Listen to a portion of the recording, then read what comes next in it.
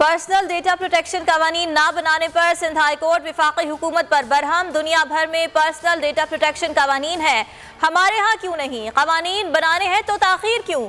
ये कौमी मफाद का मामला है, हुकूमत को संजीदगी दिखाना होगी। जस्टिस मजहर के पाकिस्तानी डेटा चोरी केस में रिमार्क्स, व्हाट्सएप डेटा फेसबुक से शेयर कर रहा है और फिर डेटा पब्लिक हो सकता है। जस्टिस अमजद सहतू के रिमार्क्स, विफाकी वजारत कानून, वजारत ID और दीगर से जवाब तलब।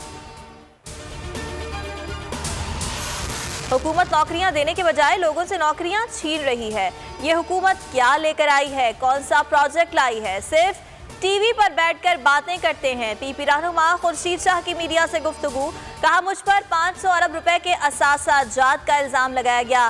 कहाँ गए मेरे इस्लामाबाद अमेरिका के बंगले, कोठियां, कहाँ है वो असासे?